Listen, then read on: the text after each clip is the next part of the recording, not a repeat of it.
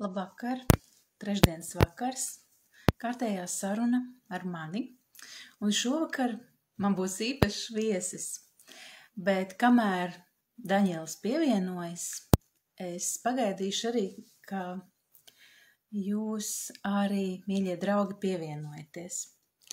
Šīs trešdienas vakaru sarunas ir kļuvušas jau par tradīciju. Šī jau ir 8. saruna, kas pievienojas pirmo reizi. Priecāšos, ja noskatīsieties arī kādu no iepriekšējām manām sarunām vai sarunām ar maniem īpašajiem viesiem. Labvakar, Inata, labvakar, Valentīna, labvakar visi, kas pievienojas klātienē, un sveiciens visiem, kas skatīsies šo sarunu tiešraidē. Sveiks, Daņo! Sveiki! Prieks tevi redzēt. Man arī. Šī saruna ir briedusi jau kādu laiku, jo, mīļie, mana pirmā saruna ar Daņilu notika pirms gandrīz 3 gadiem, tajā vietā, kur mēs iepazināmies, vai ne? Jā. Un mēs ar Daņilu iepazināmies Facebookā, Ierauga maizes mīļotāju grupā, kuru es izveidoju pirms 3 gadiem martā. Un gandrīz uzreiz, kādās pirmajos mēnešos, es pamanīju vienu brīnišķīgu kungu, vīrieti, puisi, zini, vecumu jau ir grūti noteikt mūsdienās, ja? Kurš izcēlās ar tādām maizes bildēm, kā likās, nevar būt, ka viņš pats ir gan cepis, gan veidojis to vizuālo risinājumu un bildējis, un man sākumā likās, ka viņš ir paņēmis kaut kur no interneta tās bildes, ja? Bet tad es sapratu, ka tomēr nē, ka tur ir meistars pēc tā visa. Un liels bija mans pārsteigums uzzināt, ka šis ļoti prasmīgais maiznieks ir īstenībā ārsts traumatologs Daņils Beļājevs. Labvakar, Daņil, un stādi lūdzu sevi priekšā, pastāsti mūsu skatītājiem, kas tu esi šobrīd, kā tu teiktu, kas tu esi? Sveiki visiem, sveiki Signe, prieks tevi dzirdēt.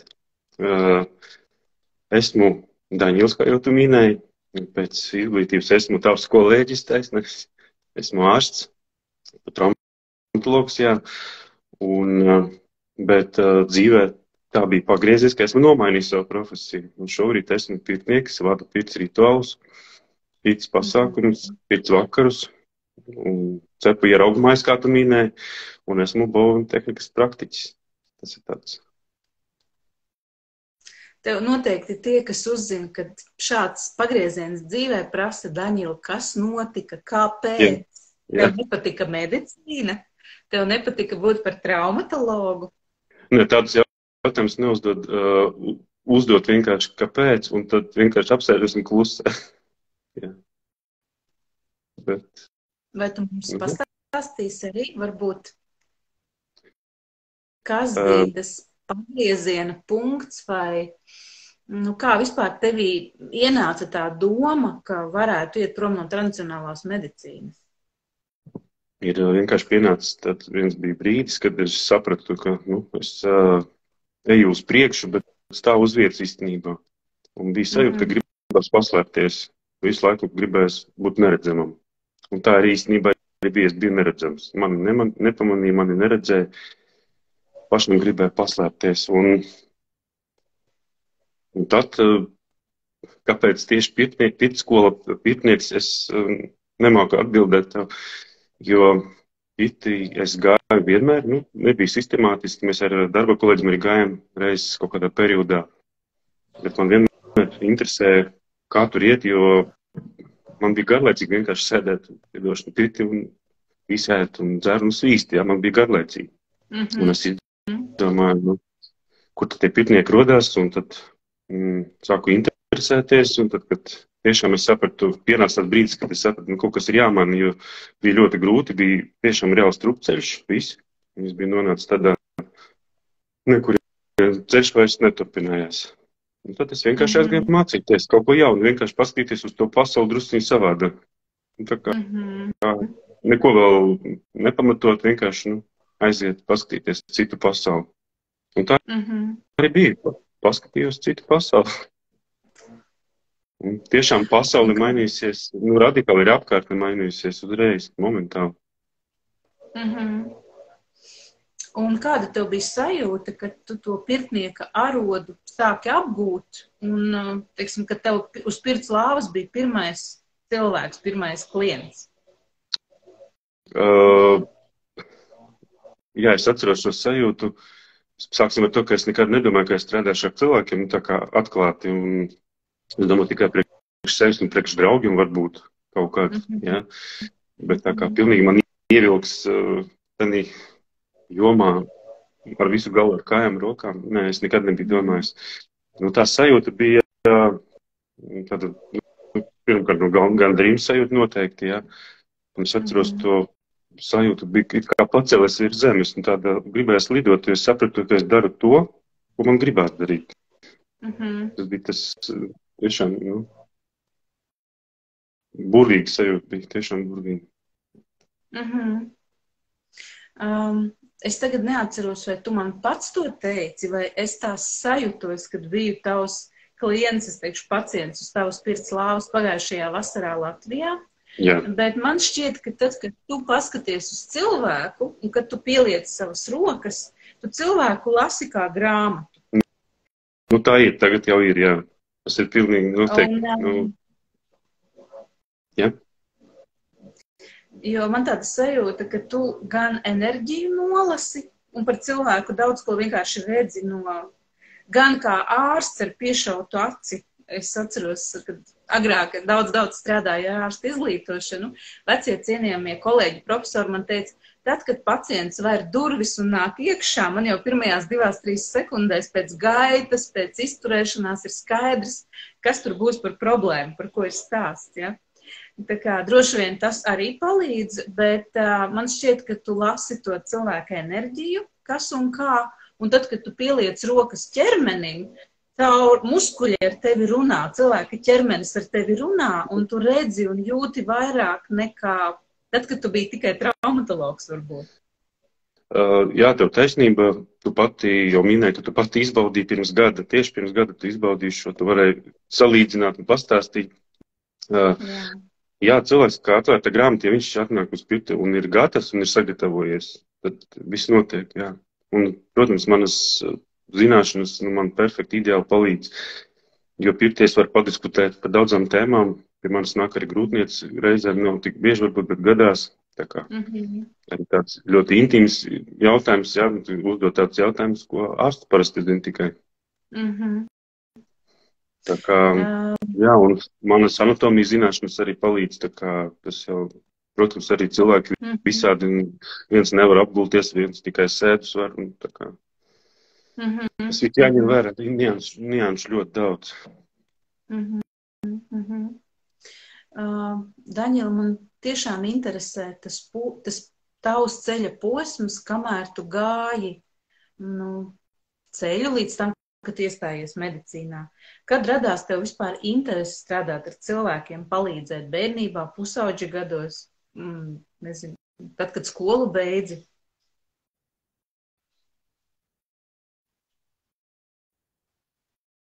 Piedod, es nedzirdēju tavu jautājumu, jo man uzkāries. Aha. Tātad es tev jautāju, kurā brīdī tu sajūti savā dzīvē, ka tev vispār interesē medicīna un palīdzēt cilvēkiem, strādāt ar cilvēkiem? Bērnībā, pusauģa gados, kad skolu beidzi? Nē, īstenībā to, ko es tašos medicīnu, es jau zināju bez mazliet bērndārzā. Tiešām bērndārzā, jo pats es biju salauzis kāju 89. gadā šķiet. Un man tas bija tāds notikums, jā, un es pirmoreiz piedzīvoju slimnīcu, un liekas, jā. Tā kā, to es zināju tiešām ļoti agri bērnībā, pirms skolas noteikti. Es nezinu, es atceros vairākas reizes uzdevumā jautājums, kur tas notiek, kur mācās, kur tā iestāde.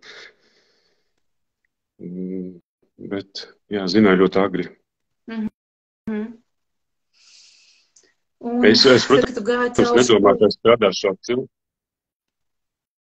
Es, protams, nezināju, ka es strādāšu ar cilvēku. Man vispār nebija priekšstats, kā tas notiek. Ja? Man bija galvenais jautājums par mācībām, kur mācās tie cilvēki, kur viņi iegūst to profesiju. Un tad, kad tu iestājies un reāli sāki mācīties, tev bija tas iekšējais apstiprinājums, jā, tas ir tas, ko es gribu darīt, palīdzēt, strādāt, palīdzēt atgūt veselību. Ja tu man tā prasi, es tā gribēju domāt, pilnīgi noteikti. Bet, ja es paskatos tagad retrospektīvi un, teiksim, drusciņi atpakaļ, es gribēju strādāt ar cilvēkiem, bet laikam kaut kā savādāk. Man vienmēr bija sajūta, ka es gribu darīt kaut ko citu, savādāk es gribu darīt. Arī šobrīd, es teiksim, man iedot arī pamatī savam amatam, ja, un es tik un tā, mēs katrs ļoti individuāls, mēs katrs strādājam ar savu rokrakstu. Jā, tā kā... Noteikti.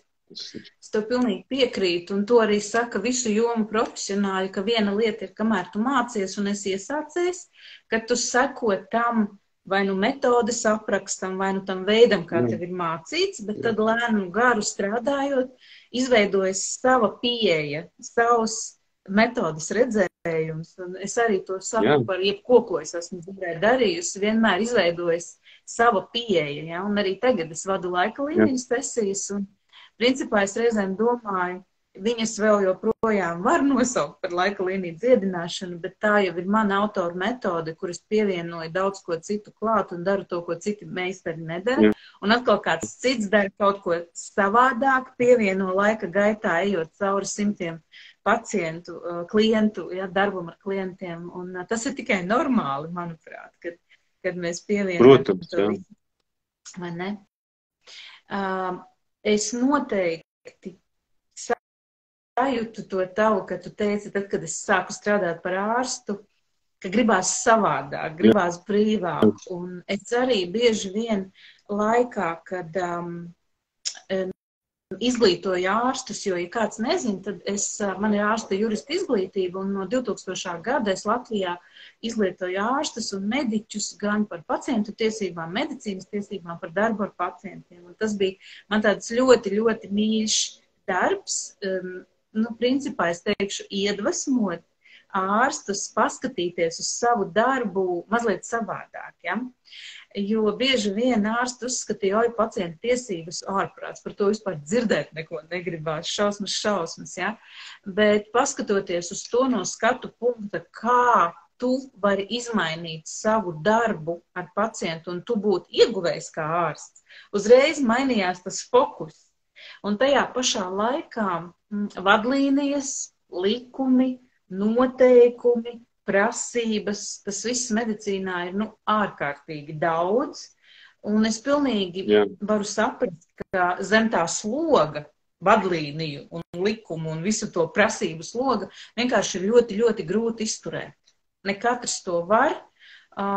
Un ja arī var izturēt, ļoti smagi nest to nastu ir, ka gribās vienkārši palīdzēt cilvēkam un netik ļoti orientēties uz tiem papīriem, uz prasībām, bet vairāk strādāt intuitīvi, vairāk orientēties, ko cilvēkam vajag. Jā, tieši tā. Es parasti saku, kā roka iet. Kā, tu pieskaries, pieliec roku un roka pataiziet. Tā kā jāļaujas tikai. Bet kā tu nonāci līdz tam, ka tev tā roka aiziet? Jo viegli jau ir pateikt, tagad man roka aiziet. Vienkārši strādāt, teiksim, palielinot savu pieredzi, jā, tikai tā var to iegūt. Tas ir arī treniņš savā ziņā, tā var teikt. Jo nekā savādāk, strādāju, nonācu. Vienkārši pamanīju vienā brīdī, kā es to daru, rokas man dara pašas. Nolasa, kā tu minēji, ja, un pieskarās savādāk. Ja. Tikai ar pieredzi nekā cita. Tā, tu mazliet tur uzkārās tagad redzu, jā. Daņo, tu man teici, kad es te uzaicināju šo trešdienas vakara sarunu, ka tā tev ir tāda liela izkāpšana no savas komforta zonas, iziešana publiski runāt par to, ko tu dari. Varbūt padalies ar mums, kāpēc tu jūti, ka priekš tevis tas ir grūti un ka tas tāds liels izaicinājums?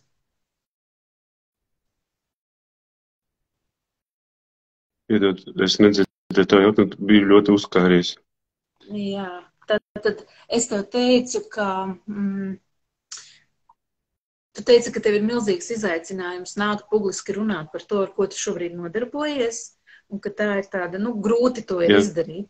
Varbūt padalies ar mums, kāpēc tu tā jūties laikā, kad visi brīvi runā un stāsta par sevi, un bez tā jau vispār nekur nevar. Un padalīties ar to, kas tevī ir. Jā. Īstenībā to bija jāsaka, jā. Es gribēju tev pateikties, jo tu esi pirmā, kas mani tik ļoti izaicināja. Ar toreiz tā intervija pirms 3 gadiem. Jau toreiz tas bija man izaicinājums, bet tur auditorija laikam bija mazāka, jā, nezinu. Un arī cita savādāka auditorija, bet tu man ļoti izaicināji šoreiz. Tiešām, ļoti. Šī ir pirmā mana tāda publiskā, var uzteikt, uzstāšanās. Es nekad nebiju ierakstījies video par sevi. Tu saņēmi pirmo reizi to tādu, novērtē lūdzu to. Brīnišķīgs. Jā, tiešām pirmo reizi tas notika, un par sevi stāstu tik ļoti publiski tiešām pirmo reizi. Bet ir pienācis laiks, vai tu pats jūti, ka ir pienācis laiks? Jā, es, teiksim tā, pirms gada tu jau man minēji kaut ko tādu, un tagad pēdējā laikā, īsā laika posmā, 3 neatkarīgi cilvēki man teica vienu un to pašu, ka par mani zina visi un nezina neviens. Kaut kā tā. Es sapratu, galvenais 3 neatkarīgi cilvēki vienu un to pašu pasaka. Es saprotu, un tādā momentā tu man uzaicini šo interviju. Tas ir notikums. Nu pat. Jā. Neatkarīgi no tā, vai mūsu skatītāji tic kaut kam vairāk par sevi. Jo ir cilvēki, kuri saka, esmu tikai es savu dzīvi nosaku, es esmu tas, kas rullē noteikumus, vai es kaut ko sasniedzu vai nesasniedzu, un nekā vairāk nav. Tad, lūk, es nepiedaru šim cilvēkiem. Es uzskatu, ka mūsu fiziskais ķermenis un mūsu prāta spējas ir tikai ļoti maza daļa no tā, kas eksistē. Mums katram ir mūsu augstākais es, kas ir mēs, bet mūsu dievišķā daļa, kur tā kā nevar pataustīt ar roku. Un mums katram ir mūsu eņģeļi, sargeņģeļi, kuratori, un tie gaismas spēki, kuri mums palīdz. Protams, ir arī cilvēki, kurus vada tumsas spēki, un arī tas ir normāli, jo balansam uz zemes jābūt, un uz zeme ir tā vieta, kur ir dualitāte.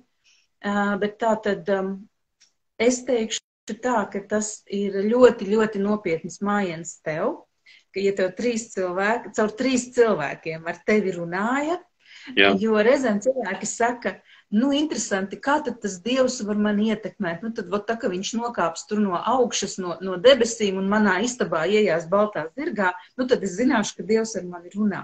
Bet patiesībā Dievs ar mums runā miljonus veidos. Jā, tieši tā. Mēs to neredzam, nejūtam, ignorējam un izliekamies, ka tas uz mums neattiecās. Tad Dievs ar mums runā caur dažādām zīmēm, caur notikumiem.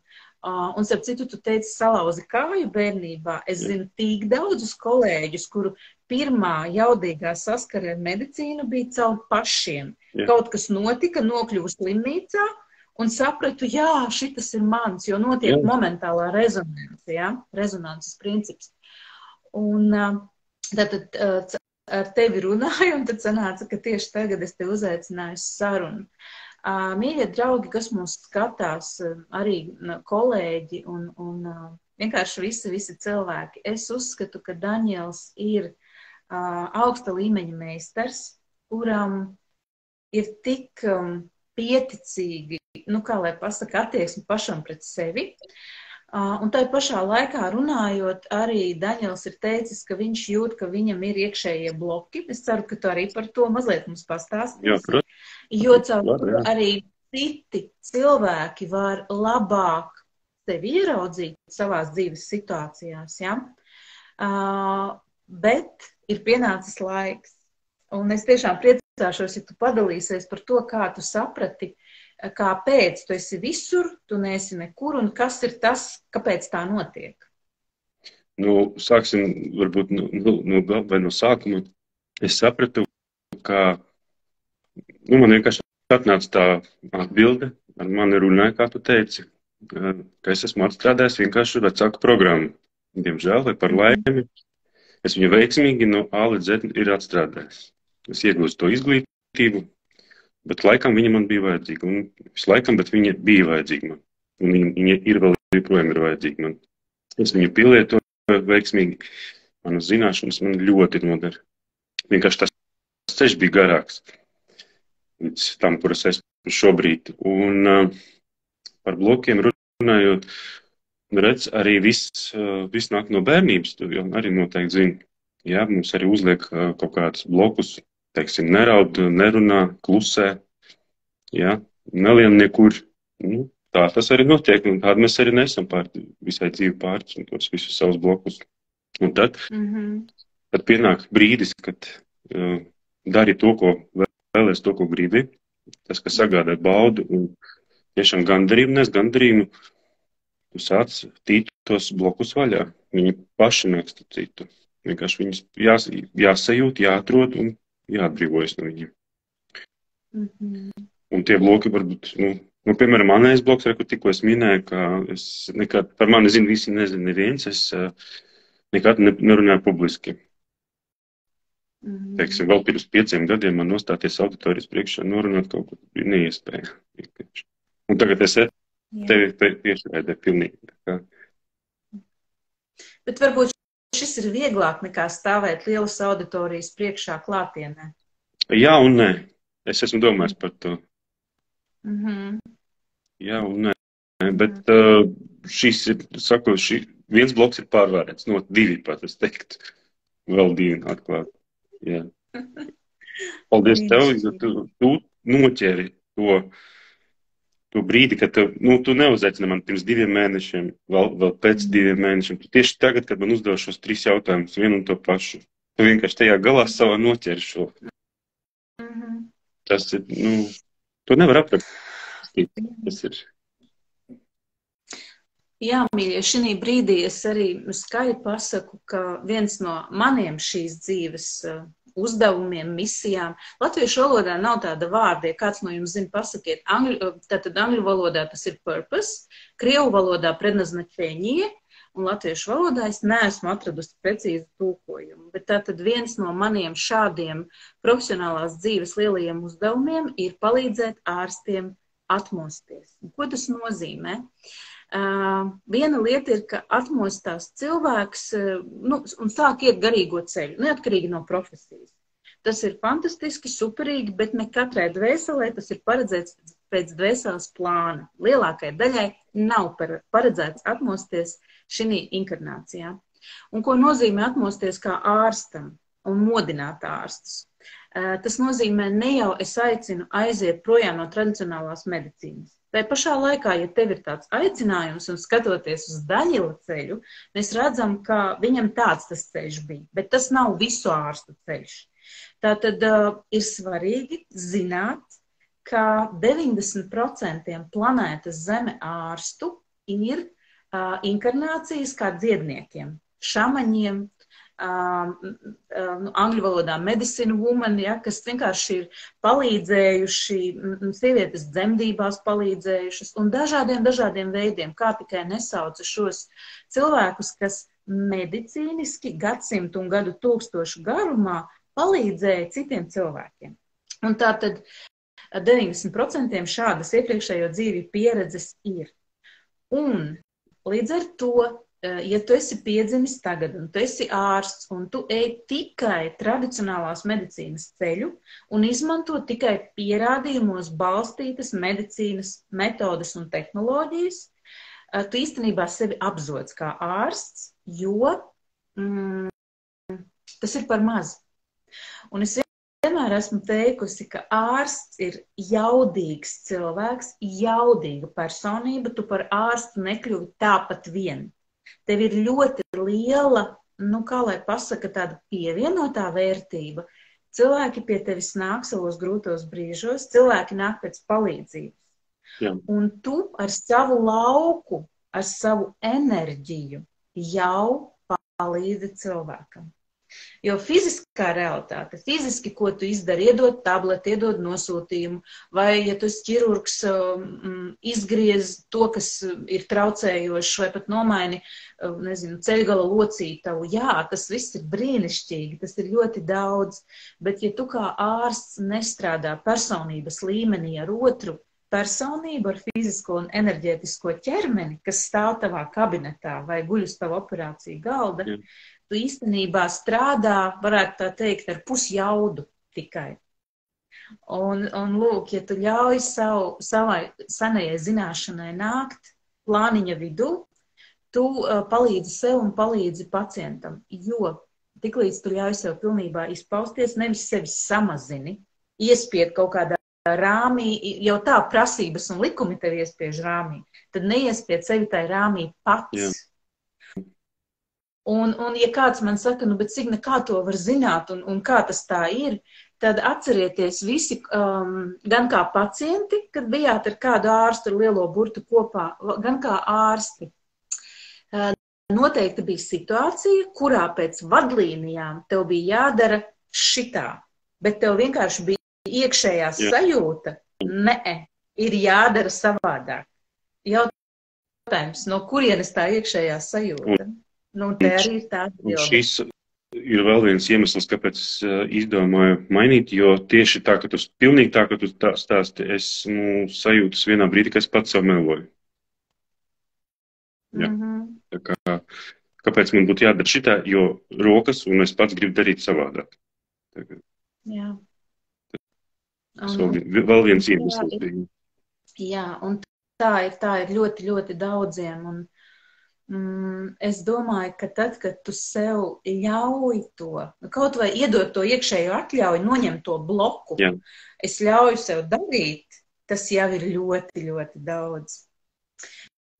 Tā, mums ir viens komentārs, nezinu cilvēka vārdiņu, Oksvad ir tātad Niks, Крievu valodā zatoju человек, волшебные руки, вечной души период. Tieši tā, tāds ir mūsu Daņels, un viņas spējas un vēlme būt un dot un palīdzēt ir mīļie apbrīnojums.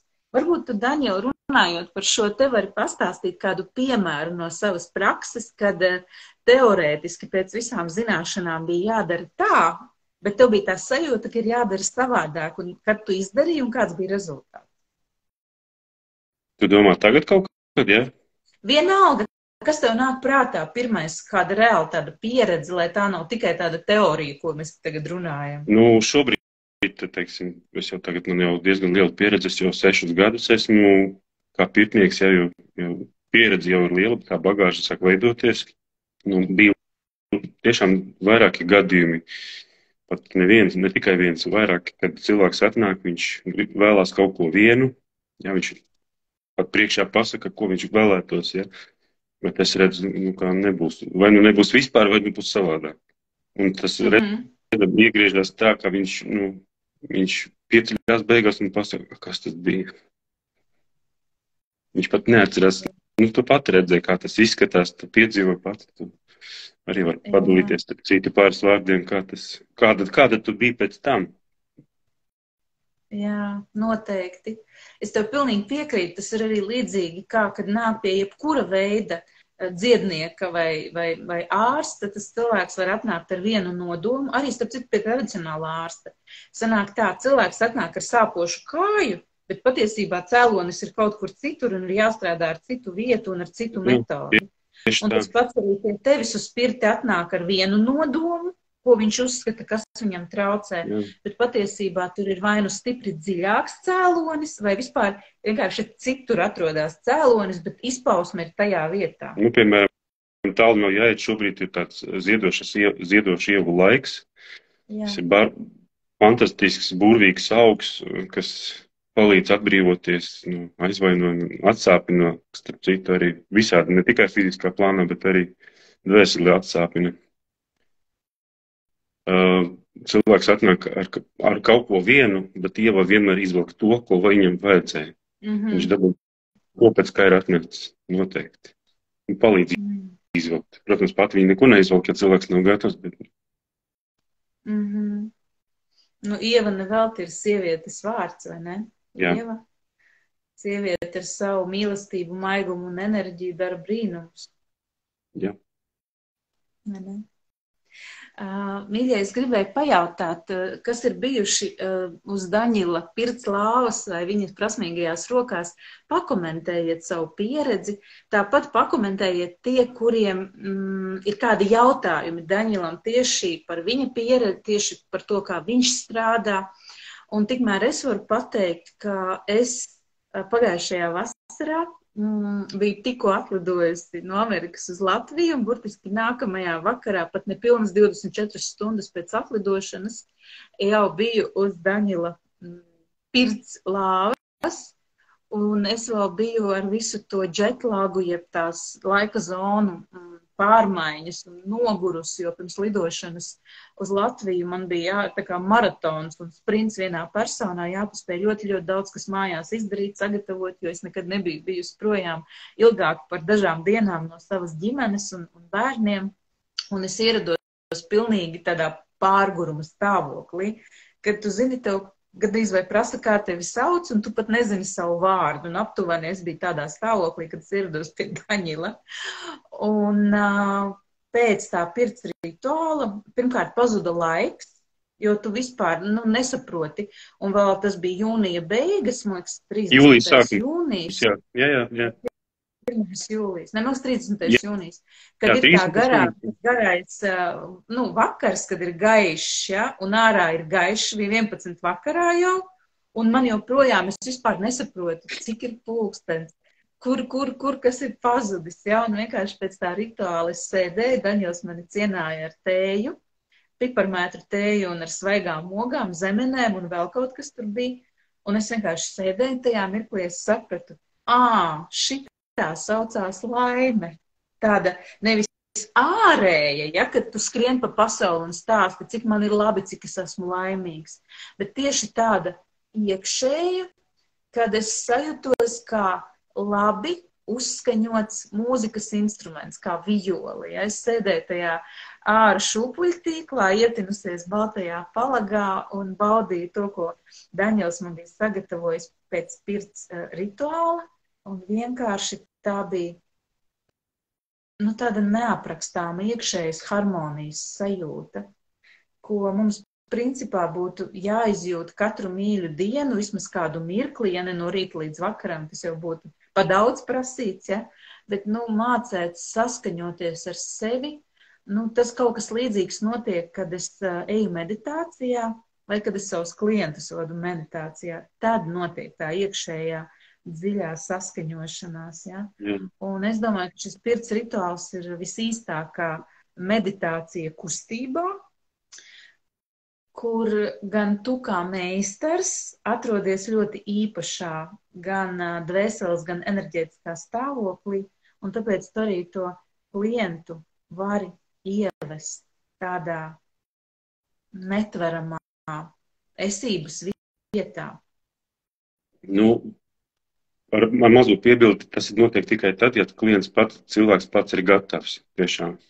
Ja cilvēks pretojas kā pret sienu, tā kā, es varu tu izpausties visādi. Pastāsti man to mehānismu, kāpēc nākt pie tevis uz pirts rituālu un pretoties. Varbūt, lai arī pārējie cilvēki labāk saprot šo te ļoti interesanto un kaut kādā ziņā pat nesaprotamo situāciju. Kā tā vispār var būt? Jā, tas tā var būt, un diezgan, es neteikšu, ka reti, diezgan bieži tā ir, ja. Ja tīpaši atbrauc pāris, tad parasti viens ir ļoti greizsirdīgs, ja, ka pirtnieks vīrietis kārsties, piemēram, sievai vai otrādi, ja, tur no pieņemami, ka vīrietis pirtnieks kārsties viņas vīram, ja. Tas ir viens. Cilvēki vienkārši nav gatavi atvērties. Slēpjās visādi, piemēram, nāk pelkostīmos, tā kā Ja cilvēks tik ļoti sevi norobežo, ka viņš, tiešām nav gatavs palaist savas robežas, parādīt, kas viņam iekšā ir, tur viņi var naglot pie lauz, cik gribi. Viņš tāds arī aizies, diemžēl. Tas notiek, tā kā pilnīgi nedabū neko tā nav, tas diezgan rēti, es teikšu, bet, tādu cilvēku netrūkst tiešām. Visādi mēģinām, mums ir vairāki paņēmieni, protams, kā mēs to darām, kā mēs strādājam ar tādiem, kā mēs vismaz izčūpināt, bet tā, ka tu stāsti ievest meditāciju tādā, lai ļoti labs salīdzinājums tev sanāca kā par instrumentu, kā uzskaņots instruments. Tas notiek tikai tad, kad tiešām cilvēks ir atnācis baudīt un pastrādāt arī ar sevi uz lausu, jo uz lausu tas ir nopietns darbs ar sevi. Pirtnieks tikai kā starpnieks. Viņš tikai pavada tajā visā procesā. Pastāsti par to vairāk, jo es domāju, ka diezgan daudziem cilvēkiem galvā noteikti ir tā padomju laiku pieeja. Pirtnieks, tas ir vienkārši fiziski nomazgāt ķermeni vai izkarsēt poras, lai atvarās, un tur šlaki iziet no ādas, un tad tu tāds tīrs fiziski esi pēc tam. Bet kas patiesībā ir tavs pirts rituāls, un kas tas ir pēc būtības? Pēc būtības tā ir tiešām meditācija, tā kā tu minēji, tā ir tiešām meditācija, tāds ļoti klusa meditatīvs process. Es savā pirts rituālā arī to piedzīvu, es klusēju, es gandrīz neko nerunāju. Tāds process arī starp citu, tas klusums, tu pati zini, klusumam arī ir skaņa, klusums arī skan. Un dažiem cilvēkiem klusums ir mokošs. Tiešām mokoši. Man ir bijuši gadījumi, kad cilvēks vienkārši izskrien, vienkārši nevar izturēt to klusumu. Jā, tā ir bijis, un vairākas reizes pie tā. Jā, jo savā pirts rituālā es diezgan maz runāju, tiešām maz, tad, kad es esmu viens, mēs esam strādājuši arī pāros, strādājam pāros, bet tad, kad esmu viens, es ļoti bieži klusēju. Lūk, un kas ir pirts rituāls? Pirts rituāls, pa lielam, protams, arī netrūkst tādu cilvēku, kuri atbrauc pie pirtnieka nomazgāties. Kā tu saki, jā, nomazgāties, nopērties, atvērt poras, noskaloties un uz mājām. Arī tādu netrūkst, bet to, ko es gribu parādīt cilvēkiem, nesu cilvēkiem, jā, to, ko es parasti piedāvāju, tas ir tāds, īsumā tas ir attīrīšanas process, jā, mēs notīram to miesu ar augiem, noskrubējam. Tas ir riktīgi tas darbs ar sevi. Tad lien visādas emocijas, enerģētiskās būtnes lien ārā, kas cilvēkam varbūt nav zināms pat. Viņš tā domā, varbūt, ka nav zināms. Un to visu, protams, nomazgājam, noskalojam, mums ir visādi paņēmieni, kā to darīt. Protams, arī pēriens, un arī kaut kas ir jāieliek iekšā, nekas cits, tukšs nekas dabā nepaliek. Vienmēr ieliekam kaut ko atpakaļ. Piemēram. Jā, tagad, kad tu stāsti, es atceros, ka tu man arī prasīji, kāds ir nodoms mums uz šo pērienu, bet es neatceros jau vairs, ko es tev teicu. Tas bija tajā brīdī ļoti svarīgi. Jā, un viss, ko tu tur darīji, un jā, ik pa laikam tu atstāji mani vienu pagulēt, bet tajā brīdī jau arī aizpeld tas laiks, kad tu guli un tu jau esi šeit un neesi nekur, tu esi tā kā izplūdis. Redzi arī, jādod cilvēkam brīdis, esmu vienalga tuvumā, es visu laiku kontrolēju, tu esi visu laiku manā laukā, es pieslēdzos, protams, cilvēkam, ja viņš man atļauj, es pieslēdzos tam cilvēkam tajā laukā, un cilvēkam ir jādod iespēju pabūt arī vienam mirkli, lai viņš dzird savu sirdi iekšā. Man ir vairākas reizes teicis cilvēki, ka guļot uz lāvas, viņi beidzot dzirdē savu sirdi, ko viņi pūkst. Tas nozīmē, ka cilvēks no šejienes ir uzkāpis tur. Viņš dzirdē un redzē, tas vislielākais panākums, jā. Man vienmēr prieks par tādiem cilvēkiem, kuri sadzird savu iekšējo balsi arī. Bet lielāka problēma, teiksim, cilvēkiem tiešām nomierināt, nevis atslēgt. Cilvēkiem ir uzskats lielākā daļa, ka prāts ir jāatslēdz pirtī. Nekas nav jāatslēdz, mēs esam dzīvi, viņu arī netrīkst atslēgt, viņš ir jānomierina vienkārši. Lai viņš nebūtu pārāks par mums un visu. Tev ir savas metodas, kā tu to dari? Protams, jā. Arī tev ir tas strāst. Jā. Tā, mums ir 2 komentāri, tūlīt paskatīšos. Tā, Uldis Zīle raksta, Daņevs super kolēģis, kurš dara darbu no sirds. Pilnīgi piekrītu, Uldi. Un Inese raksta, super. Neesmu bijusi pie Daņela, bet zinu, ko nozīmē īsts pirts rituāls. Bez atvēršanās uz pirts rituālu nav jāiet. Ines, es pilnīgi piekrītu, tāpēc arī es Daņelam teicu, kā tā var būt, ka atnāk, piesakās, iegūda savu laiku, enerģiju, samaksā meistaram, bet īstenībā tu neesi tam gatavs. Bet no otras puses varbūt arī tas ir ceļš, un pirmajā pirts rituālā cilvēks vēl nav gatavs atvērties, bet pēc tam ies otro reizi, un tad jau kaut kādi bloki būs izcisti, pazuduši, izšķīduši, un tad jau cilvēks būs gatavs. Jā, arī tādu gadījumu netrūks, kad cilvēks tieši tā, ka tu stāsti, atnāk cilvēki peltkostīmos, pirti katrs iet, kā viņam ir ērti, pirtnieks nekad nepateiks, kā jāiet pareizi pirtī. Tā kā var iet kaut vai, nezinu.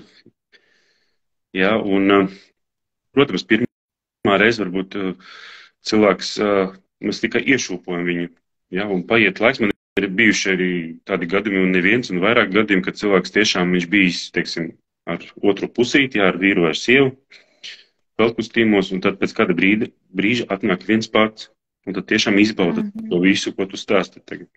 Jā, ir bijuši tādi gadījumi. Jo ir vajadzīgs tad pirmais brīdis, iešūpot viņu vienkārši vajadzēja.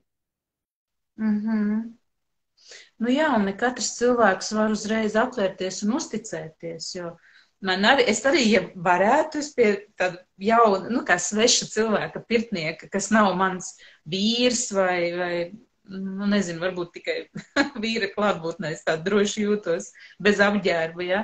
Bet pie jebkura tāda pirtnieka es arī gribētu peltkostīmā vai vismaz ietīties baltā palagā, ja, lai nebūtu kails. Un es domāju, tā ir tāda diezgan normāla cilvēka reakcija, bloku pilna cilvēka attiecībā pret savu fizisko ķermeni, ja?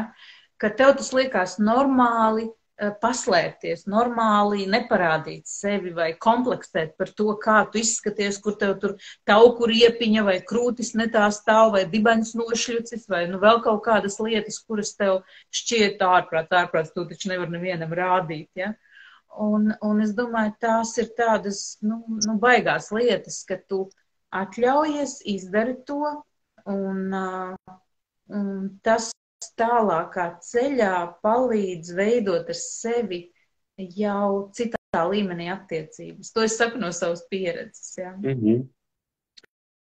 Es vienmēr pirti cienu katra izvēle, katrs, teiksim, tiešām ir atnācis tāpēc, kā atnācis, jā. Viņš iet pirti tāds, kāds viņš ir izdomājis pats. Es neko nevaru, nedrīkst pat uzspiest, jā, bet es cienu katru izvēli. Tā kā es izdarīšu vienmēr visu to labāku, mēģināšu un darīšu visu to labāku. Jā. Mums ir cīņa. Tā, mums ir vēl komentāri. Ineta raksta, cik precīzi pateici, no prāta uzkāpt uz sirdi. Un Maija raksta, Daņels ir īsts, patiesi savā būtībā, prasmīgs pirtnieks. Jā, mīļie, droši komentējiet vēl savu pieredzi. Un vai jums tagad klausoties rodās interesi par šādiem, tādām metodēm, ja, vai sauksim pirts rituāliem? Varbūt jums tiešām ir kāds jautājums, varbūt tu sen jau esi briedis, domājis, ka gribētu, bet nevari saņemties, jo nav līdz galam skaidrs un nezini, kam pajautāt. Tad šī ir tā vieta un iespēja, kur tu to vari darīt. Vēl Maija raksta, pie viņa gribas atgriezties vēl un vēl. Es tev, Maija, pilnīgi piekrītu. Es arī ar Daņelu gan arī katru reizi, kad sarakstos rakstu, un kā es tagad gribētu uz tavas pirts lāvas. Ja tā ir tā Maija, tad tā ir no ierauga grupas arī mums, un viņa vairāk redzēt pie manis. Jā. Brīnišķīgi. Tad no ierauga grupas arī ir bijuši cilvēki, tiešām izbaudīja, vairāk cilvēki bija pie manis pirti. Vai pie tevis nāk arī kolēģi ārsti? Labs jautājums, retāk. Neteikšu, ka, nē, es neteikšu, ka bieži nē. Bet ir Kā bijuši, domā, jā. kāpēc? Nezinu, varbūt tieši tāpēc, ka es nebiju neredzams, biju neredzams. Varbūt vienkārši nezinu. Jo parasti tas nostrādā, nu viens aiziet, pasaka otram, trešam, ceturtam, tā tas aiziet, jā. Bet ir bijuši ārsti, bet ne tik daudz, kā parasti cilvēki. Es gribēju vēl parunāt ar tevi par tiem blokiem, jo tā ir vispār ļoti liela tēma. Un tu ļoti tā pieklājīgi un pieticīgi teici, nu jā, mums jau no bērnības saka, tur neizlec un nē, un tāpēc arī tev šķiet, ka tev bija tas bloks, esmu visur, neesmu nekur. Bet tā kā es šī tēmā esmu maz kādu solīti uz priekšu, tad es teikšu, ka īstenībā ir daudz dziļāki un sarežģītāki šie bloki, jo, kā jau es teicu, visiem ārstiem ir dziednieku inkarnācijas. Un nereti kādā no iepriekšējām dzīvēm vai vairākās mēs kā dziednieki esam cietuši. Īpaši jau esot sievietes lomā, ja, kad sievietes tika sauktas par raganām, dedzinātas uz sārta, un no turienes veidojas bloks, kā šī dzīvē es esmu tradicionālās medicīnas pārstāvis, ne pa labi, ne pa kreisi, ievērošu likumu, jo tas ir dziļas zemapziņas bailes atkal trāpīt uz sabiedrības kritiku, nepieņemšanu, nesapratni, un uz to, ka pret tevi var vērsties baigās sankcijas. Ir nedroši būt īpašākam, labākam vai, nu, teiksim, tā kā savārīt ziepes ar kādu vai tur slavenu cilvēku, kā kādreiz tas bija, teiksim, tu biji kādam augstmanim tas dziednieks un nedod Dievs, tu viņu neizārstēsi. Viss nāvesots. Un līdz ar to tās ir tādas ļoti dziļas lietas, un man ir ļoti liela vēlme palīdzēt ārstiem šos te blokus dziedināt. Arī tev tajā skaitā, Daņa, ja? Mēs par to noteikti vēl turpināsim, pastrādāsim. Un tad, kad tu šos blokus noņem, jo viņi jau nav redzami, tu jau it kā dzīvo, un tu man, es domāju, ka lielākā daļa ārstu man tagad teiktu, Signe, nu ko tu tur stāsti? Man viss ir kārtībā, man viss ir lieliski. Esmu veiksminieks vai pat esmu profesors, viss ir kā vajag, ja? Bet tad, kad mēs individuāli divatā parunātos, nu es esmu pilnīgi droša, ka pilnīgi neatkarīgi no tavu profesora grāda un no tā, ko tu esi sasniedzis vai izdarījis, tev ir daudz iekšējo skeletu skapī, kā mēs to cilvēku valodā saucam, ja? Bet patiesībā tie ir dažāda līmeņa enerģētiskie bloki, pagātnes traumas, kuras ir rezultējušās tajā, kā tu šobrīd jūties, un bieži vien tiešām tas nenāk no šīs dzīves, no bērnības vai no jaunības, kā mēs esam pieradināti domāt un vainot savus vecākus visās savas dzīves nelaimēs, ejot psihoterapijā, ja, vecāki pie visu vainīgi. Bet patiesībā saknes tām problēmām ļoti bieži ir daudz dziļākas. Un es to saku kā cilvēks, kas ir novadījis simtiem sesiju un arī grupu sesijas ar cilvēkiem. Es neesmu skaitījusi, ar cik cilvēkiem es esmu strādājis, par interesantu tēmu varētu apskatīties. Bet tas pats, ko tu stāsti par pielaidēm, ejot pie tevis kā pie pirtnieka, ja? Kad viņš atnāk, es esmu brašs, man viss kārtībā un man tikai nomazgā mani, ja? Bet tik līdz cilvēks atlaiž to prāta kontroli un atlaiž to, nu, noņem no sevis, var teikt, to masku. Man viss ir kārtībā, es esmu veiksminieks, viss ir ok. Tāda aiz tās maskas sākās dziedināšanās process. Jā.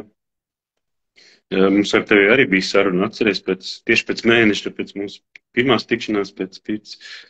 Un tas bija, starp citu, arī tāds solis uz priekšu. Mēs noņemam bloku toreiz veiksmīgi, kurš iedeva man, kuru noņemot to bloku, iztīrīs vieta, kur uzreiz aizpildīs ar kaut ko citu.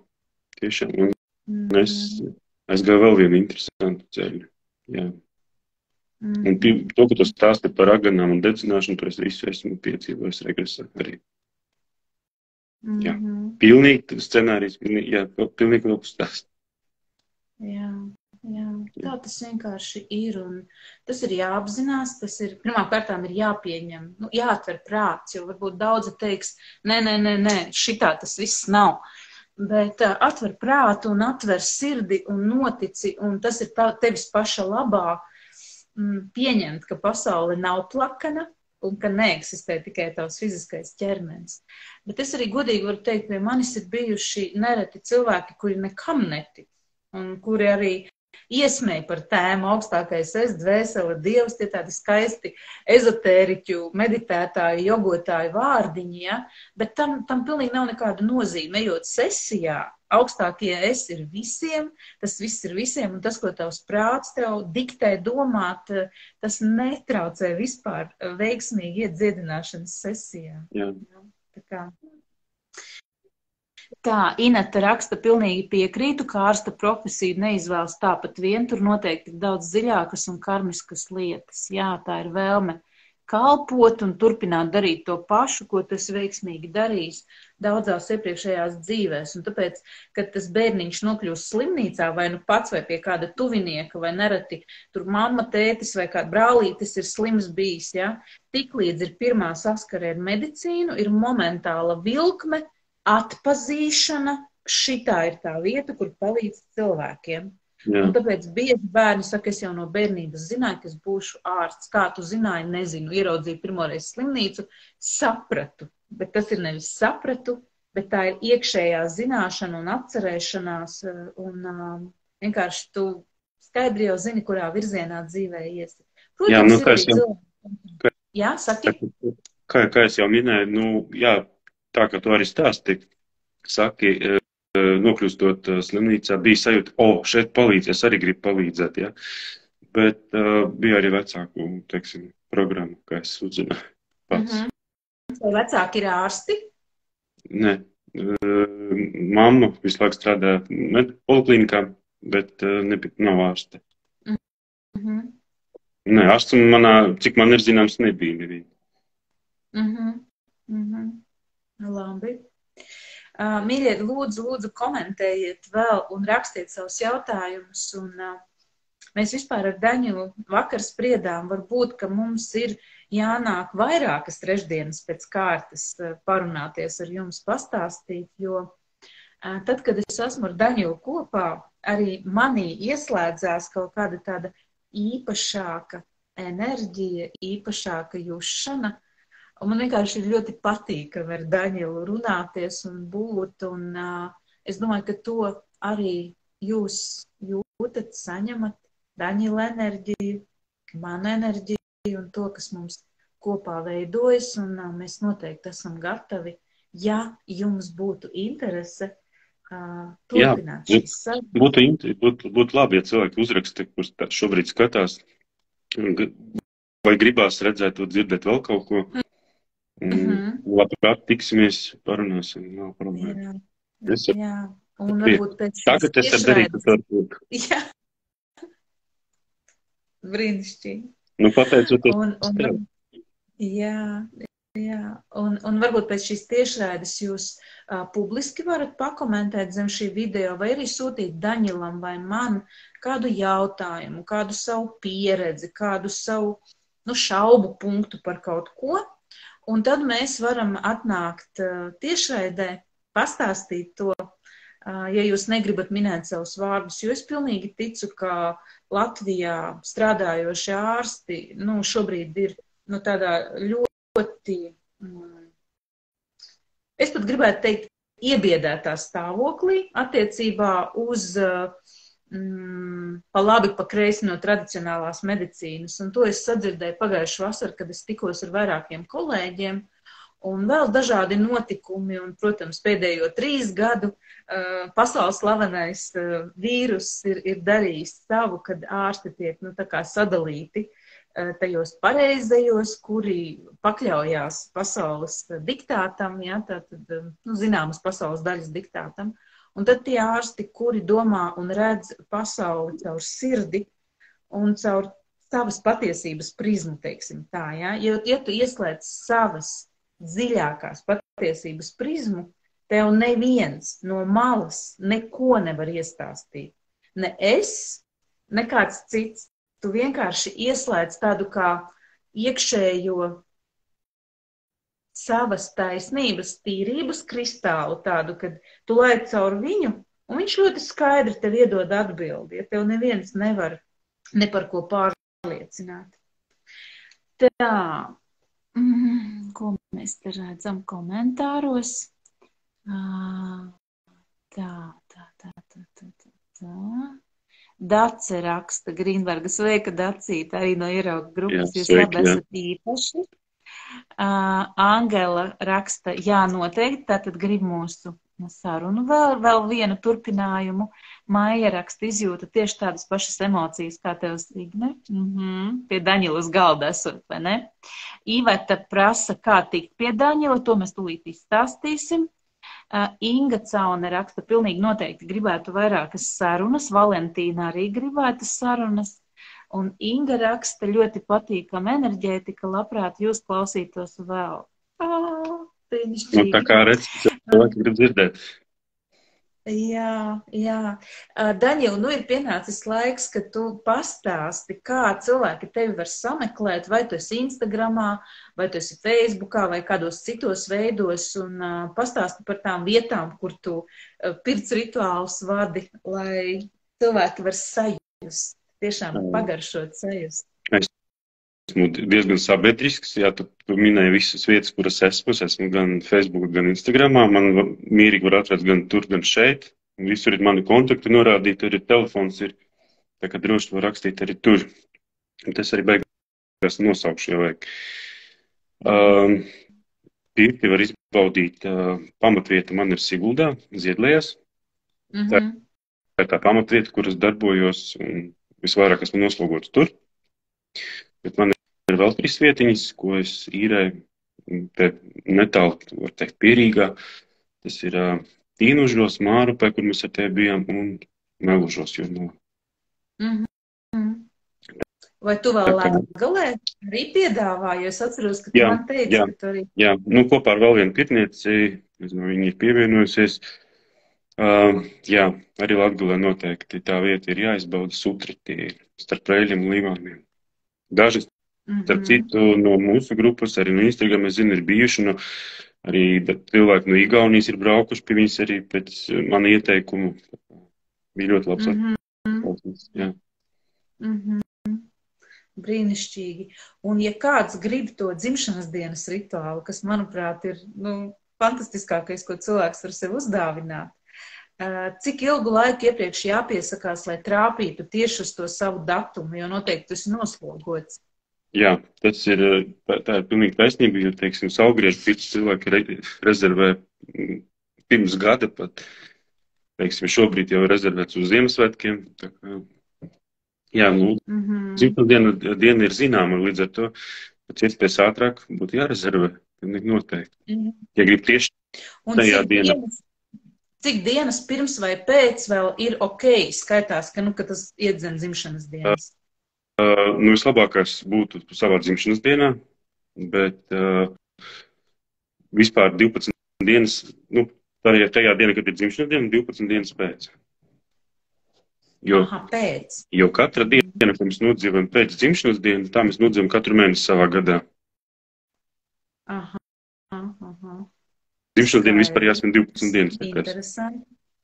Labi, tātad, tad nav tik traki, ja īsti tu nevari jau tev tas datums ir aizņemts vai cilvēkam savā dzimšanas dienā. Tajā pašā dienā.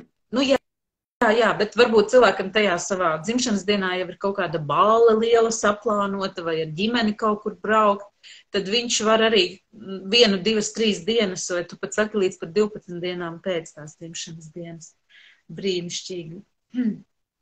Tā es redzu, ka Daņilam uzkārās internets.